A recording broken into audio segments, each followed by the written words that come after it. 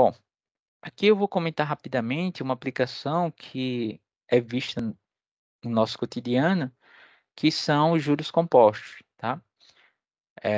Então suponha que um certo capital C, você consegue investir esse capital a uma taxa I por período de tempo, tá? Esse período de tempo aqui pode ser ao mês, ao ano, ao semestre, tá? Como isso vai depender da sua aplicação e da forma que vai ser definida, eu vou deixar assim, tá? Em geral, essa taxa aqui é ou ao mês ou ao ano, mas não tem problema nenhum se você definisse essa taxa semanalmente, quinzenalmente, a análise seria a mesma, tá bom?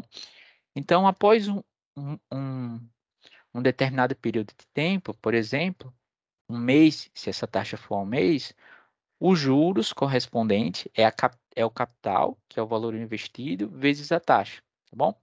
Então, o novo montante, o novo valor que você teria direito, por exemplo, seria o valor aplicado inicialmente, que é dado pelo capital, mais os juros, tá bom?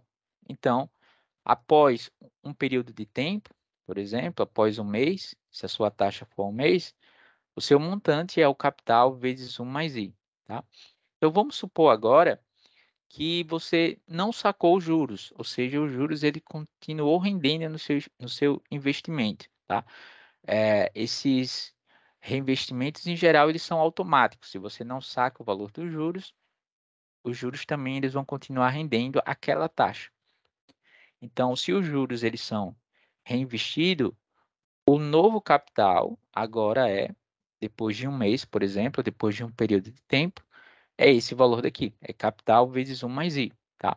Então, no segundo período de tempo, por exemplo, no segundo mês, o montante que você teria a receber, nesse caso, é o seu capital vezes 1 mais I, tá bom? Eu estou olhando aqui para essa fórmula, então, por exemplo, para essa fórmula daqui, considerando que o meu novo capital não é mais C, e sim C vezes 1 mais I, tá? Então, no lugar de C, eu vou substituir por C vezes 1 mais I e vou multiplicar por esse fator daqui. Então, após 2 meses, o que eu teria a receber, o meu montante, por exemplo, se eu for sacar, seria C vezes 1 mais I ao quadrado, tá? Então, essa análise, ela pode ser feita para 3, 4, N meses, por exemplo, e você consegue perceber que, por exemplo, após 3 períodos de tempo, o seu montante seria C vezes 1 mais a taxa elevada ao cubo, tá?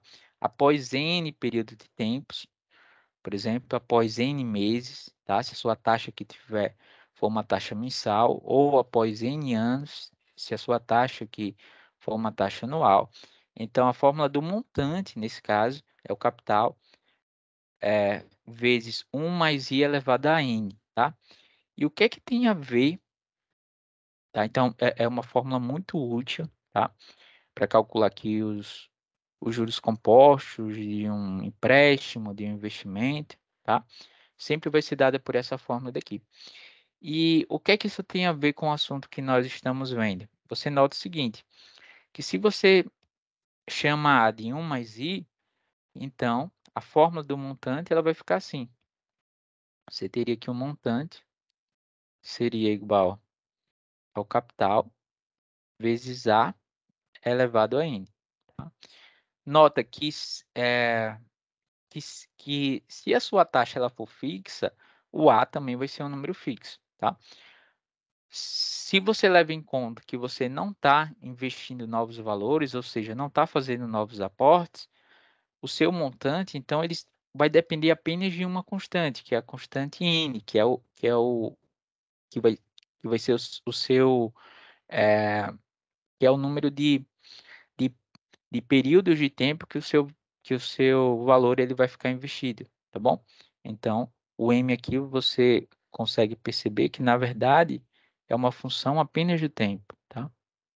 Então, esse N aqui é o número de períodos que o valor ficou investido.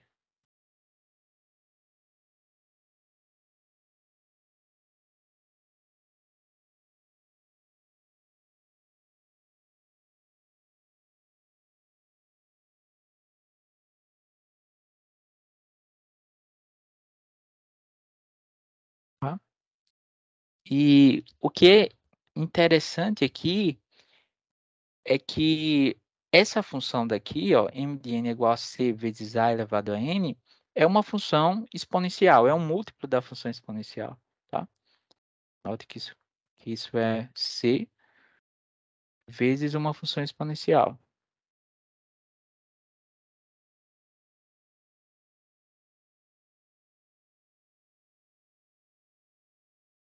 E, claro, uma função exponencial de base maior do que 1, tá? Porque o a ele vai ser 1 mais a taxa, e a taxa sempre de juros vai ser maior do que 1 nesse caso, tá? A não ser que você esteja no Japão, que, se não me engano, a taxa uma taxa negativa. Então, isso aqui é um número maior do que 1, tá?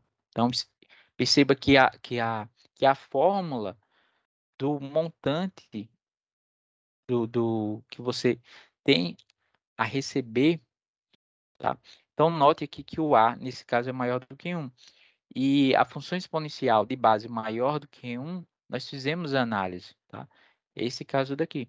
O gráfico dela, ele está nesse primeiro caso daqui. E o gráfico dela, à medida que o tempo vai passando, ele tende a crescer muito rápido, tá? Então, aqui é só uma forma de comparar. Por exemplo, os juros simples e os juros compostos em uma determinada aplicação. Aqui a gente está, por exemplo, considerando que os juros, só a título de comparação, tá? Nesse caso seria, por exemplo, 10%. E aqui é 10%. Eu vou colocar o ano, mas não importa, tá? O número de períodos. 10% ao ano, tá? E o número de períodos seria esse número daqui, o N, por exemplo, igual a 20 anos. E aqui os valores que você obteria se, claro, tivesse uma aplicação em que os juros fossem calculados através dos juros compostos. Então, você aqui ia ter um montante de 67.275, e se fossem juros simples, teria um total de 30 mil reais, tá? E essas curvas daqui, elas tendem a se distanciar quando, à medida que o tempo vai passando, tá? Então, se você coloca aqui um espaço de 40, 50 anos, essa função exponencial, o valor dela vai ser muito, mas muito maior mesmo que o montante que você teria calculando juros simples, tá? Só a título de curiosidade, não disse aqui os juros simples, mas os juros simples, eles, diferentemente dos juros compostos, eles sempre são calculados em cima do valor inicial, tá? Então, a forma dos juros simples pode ser obtida como sendo J igual a capital vezes a taxa vezes N, tá bom? Então, o montante que você receberia usando juros simples seria o capital inicial mais os juros, que é dado por C, mais C vezes I vezes N. E colocando C em evidência, vai dar C por 1 mais IN. Bom, isso aqui é a montante recebida se você fosse receber através desse sistema daqui de juros simples, tá? Quando você vai receber através do usual, que é o método dos juros compostos, então o montante, como a gente viu nesse caso, vai ser dado por capital vezes 1 mais a taxa elevada a n. Bom, tá bom? Então, muito cuidado, por exemplo, se você for fazer um empréstimo, alguma coisa assim, porque principalmente é uma taxa alta, porque isso tende a virar uma bola de neve, como está mostrando o gráfico aqui. Com o passar do tempo, não precisa nem ser tanto tempo, esses valores eles vão ficando muito, mas muito maiores que o valor que você tomou emprestado inicialmente, tá bom? Só uma outra observação é que você nota que aparentemente o gráfico da função dos juros simples, do montante recebido através dos juros simples, é uma reta, e de fato isso aqui é uma reta. Com um olhar um pouquinho mais apurado, você percebe que isso daqui, de novo, vai dar... então, olha, o seu montante, ele, claro, depende apenas do número de períodos, e você nota que isso daqui seria C mais CI vezes N, tá? Então, a minha variável independente, nesse caso, é N, e esse cara daqui é o coeficiente angular dessa reta. Coeficiente angular. Bom, então, algo também que eu acho interessante é que na forma de juros simples, o montante, o gráfico é uma reta,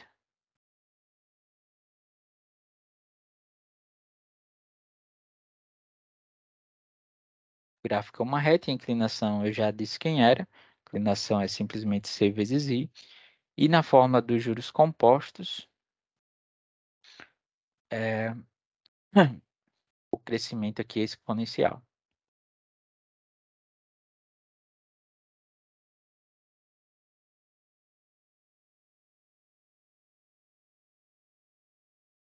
Bom, uma aplicação que eu acho que vale a pena comentar, tá? Outras aplicações da função exponencial, elas aparecem em muitíssimos outros fenômenos da natureza, por exemplo, fenômenos relacionados ao crescimento populacional de uma determinada espécie, seja de animais ou bactérias ou vírus, tá? Por exemplo, no contexto da Covid-19, até certo ponto, a propagação do vírus, ele foi dado por é dado, pode ser mostrado que ele é dado por uma curva cujo crescimento é do tipo exponencial, tá? Depois vai entrando outros fatores, né? As pessoas vão ficando imunizadas, tem as vacinas e tal, então o comportamento de propagação do vírus ele vai mudando, tá? Mas no começo de qualquer eh, doença do tipo viral, a propagação da doença é do tipo exponencial, por exemplo, tá?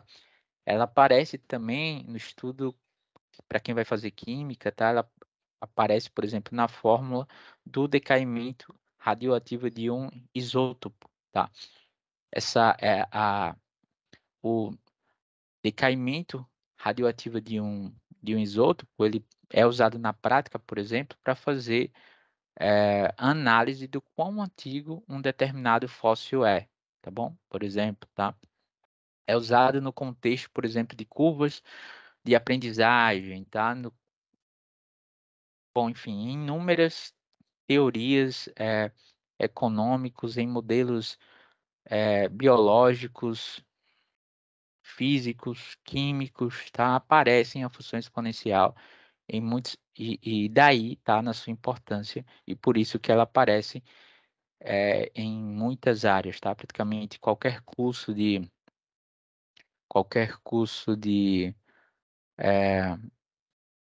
que tenha um pouco de matemática ou pura ou aplicada, você precisa entender bem a função exponencial, tá bom? Bom, antes de ir embora, eu tinha definido a função exponencial, né? Para os mais atentos, eu tinha definido a função a elevado a x como sendo, eu tinha definido assim a função a elevado a x e disse que o x aqui ele poderia ser qualquer número real, tá? Mas para o, o ouvinte mais atento percebeu que teve aqui um pulo, né? Quando eu falei lá na última aula sobre potências, então nós tínhamos definido, nós começamos a definir potências para um expoente natural, depois para um inteiro, depois para um expoente do tipo de uma fração, como é um expoente racional, e quando o número não é um número irracional, não é um número racional, por exemplo, quando você tem aqui um número raiz de 2, o que seria 3 elevado à raiz de 2, tá? Então, cabe aqui uma observação de quem é, por exemplo, 3 elevado a um número irracional, certo? E uma potência de expoente irracional ela vai ser definida da seguinte forma. Então, o número irracional, por exemplo, o raiz de 2, ele é uma dízima que não é periódica. Por exemplo, quando você vai escrever a sua representação decimal desse número, você vai encontrar que ela é dada por 1,41, 42, 13, 56, 23, 73, e esses números eles não se repetem, vão aparecendo uma sequência que é aleatória de números, tá? E qual é a ideia, então, para que você defina, para que você dê sentido a 3 elevado à raiz de 2, tá? Então, você vai aproximar o número raiz de 2 por números racionais, tá? Próximos de números raiz de 2, tá? Então, se você toma aproximação para os números raiz de 2, mas por números que são menores do que raiz de 2, então você poderia se aproximar aqui do raiz de 2, por exemplo, tomando o número 1, depois tomando o número 4, depois tomando o número 1,41, e assim por diante. E uma outra sequência que vá aproximando o número raiz de 2, agora por excesso, você pode então aproximar o número raiz de 2 por 2, 1,5, 1,42, 1,415, 1,4143, tá? Então, esses dois números aqui eles estão se aproximando do número raiz de 2, certo? E agora, como é que eu faço para calcular 3 raiz de 2? Para calcular 3 elevado à raiz de 2, você vai fazer o seguinte, você vai olhar para essa primeira sequência e vai olhar esses números então como expoentes, tá? Você vai olhar para o número 3 elevado a 1, 3 elevado a 1 quarto, 3 elevado a 1,4, e 1,4 é um número racional. Ele é da forma, por exemplo, 14 sobre 10. Então, você consegue calcular essa potência. Você sabe também calcular 3 e 1,41. Sabe calcular também 3 e 1,414. 3 elevado a 1,414. Depois 3 elevado a 1,4142. E assim por diante. E a mesma coisa com a coluna em que você aproximou os expoentes aqui por excesso, tá bom? Então, você consegue mostrar que esses dois números aqui, eles estão se aproximando de um número real que vai ser definido, cujo limite, eu não queria falar de limites, é uma coisa muito, é um ponto muito delicado aqui falar de uma potência elevada a um número irracional, porque tudo que eu vou falar aqui não tem muito significado preciso matemático, tá? Mas dá para a gente ter uma ideia. Então, esses números aqui, você consegue mostrar que eles vão se aproximando de um número real, tá? À medida que você vai tomando aproximações cada vez melhores para o número raiz de 2, portanto, para o número 3 elevado à raiz de 2, e esse número real em que essas duas sequências de números eles vão se aproximando é o que a gente vai definir por 3 elevado à raiz de 2, tá? Então, 3 elevado à raiz de 2 é o número real que é aproximado por números da forma 3 elevado a r, onde r é um número racional que vai se aproximando cada vez mais do número raiz de 2, tá bom? Não sei se isso fez um certo sentido para você, e de fato, o que eu falei aqui tem bastante imprecisões matemáticas, mas a ideia vai ser isso, tá? Quando vocês estiverem fazendo o curso de cálculo 1 e verem o conceito de limite, isso daqui deve ficar mais simples para vocês entenderem, tá? Então, mas geralmente, claro, essa análise aqui a gente fez para o número 3 elevado à raiz de 2, mas serve para qualquer número irracional, tá? De qualquer base maior do que zero. E se você tiver aqui um número real maior do que zero e x um número irracional, por exemplo, o número raiz de 2, o número π, o número b elevado a esse número, b elevado a x, é um número que é aproximado por números sob a forma b elevado a r, onde o número r ele sempre vai assumindo valores que são racionais, que são aproximações para x, tá? De novo, b elevado a r, você sabe calcular. B elevado a r, você sabe calcular. Então, a ideia é que para calcular b elevado a x, você vá aproximando o, o r, onde r são números racionais. Você vai aproximando aqui o r do x, e aí esse número, essa sequência aqui de números da forma b elevado a r, ela vai se aproximando de um determinado número. Você consegue provar que ela vai se aproximando de um determinado número, que é igual ao b elevado a x, tá? Então, a gente define esse número b elevado a x como um número que, de tal forma que essa sequência aqui de números b elevado a r vai estar se aproximando, tá?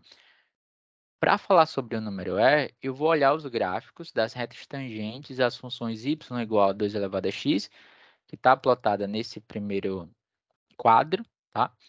E o gráfico da função y igual a 3 elevado a x, tá? Ambas as retas tangentes no ponto 0, 1, tá? Retas tangentes, vocês vão ver o que é uma reta tangente de forma mais precisa no curso de cálculo 1, mas você pode pensar a reta tangente ao gráfico de uma função exponencial em um ponto como uma reta que se aproxima daquela função, tá? Então, note que ela vai se aproximando daquela função e ela toca o gráfico em apenas um ponto, tá? Então, você vai se aproximando, mas ela não é uma reta secante, você quer que de fato essa reta ela vá, seja uma aproximação para o gráfico da função, tá? A mesma coisa para a reta y igual a 3 elevado a x, tá? No caso de um círculo, por exemplo, você tem que a reta tangente é a reta que toca o círculo em apenas um ponto, por exemplo. Ela passa pelo círculo em apenas um ponto, tá? Então, a ideia é imitar essa ideia de reta tangente, só que não no caso do círculo, mas para gráfico de funções, tá? Então, a reta tangente, intuitivamente, você pode pensar como a reta que aproxima a função próximo do ponto, e no caso da função exponencial, ela toca o gráfico da função em apenas um ponto, tá? E quando você olha para a inclinação dessas retas tangentes, nesse meu primeiro exemplo, a inclinação dessa reta vai ser m igual a 0,7, tá? Se y for igual a 3,6 a 3 elevado a x, a inclinação dessa reta tangente, vocês notam que ela está um pouquinho mais inclinada do que essa daqui. Você consegue mostrar que a inclinação dessa reta tangente no ponto 0,1, nesse caso, vai ser 1,1. Ela está um pouquinho mais inclinada que a segunda, tá? Bom, então, deve existir provavelmente alguma reta, tá? Deve existir alguma função exponencial de alguma base em que a inclinação dessa reta tangente seja igual a 1. Tá? Seja exatamente igual a 1. Ó, ora, se a inclinação dessa reta tangente for 0,7, dessa outra é 1,1, provavelmente existe um número entre 2 e 3, cuja inclinação da reta tangente seja exatamente igual a 1, tá? E, de fato, existe esse número, tá? Então, o número é um valor no qual a função exponencial de base nesse caso, vai ser essa função daqui, y igual a e elevado a x, tem a reta tangente no ponto 0,1 exatamente igual a 1, tá bom? Então, esse número aqui está, por exemplo, a função y igual a 2 elevado a x, você nota que o seu gráfico, de fato, vai ficar entre o gráfico da função y igual a 2 elevado a x e y igual a 3 elevado a x, e a inclinação da reta tangente no ponto 0,1 vai ser exatamente igual a 1, tá? Você consegue provar também que esse número ele é aproximadamente 2,71. Ele, na verdade, é um número irracional, tá? De uma representação decimal, uma aproximação de uma representação decimal para esse número com 5 casas decimais, vai ser dada por 2,71828, depois esses números eles não vão ter uma sequência lógica que vão se repetindo, tá? Uma dízima não periódica, novamente, tá bom? Que é uma dízima não periódica. Não periódica, tá? Então, tudo isso daqui foi para motivar um pouco essa função f de x igual a e elevado a x, mas você nota que o comportamento dessa função ela é muito parecido com o comportamento da função 2 elevado a x e 3 elevado a x.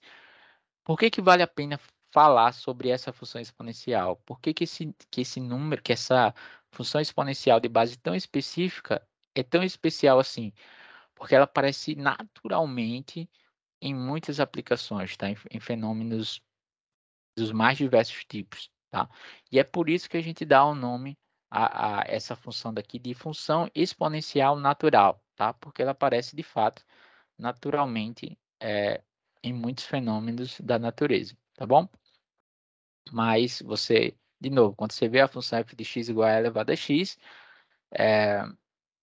pensa em uma função exponencial cuja base é um número a maior do que 1. Na verdade, é um número entre 2 e 3, e aproximadamente 2,71, tá bom? Essa parte aqui sobre reta tangente e tal, vocês vão ver de forma muito mais precisa lá no comecinho do curso de cálculo 1,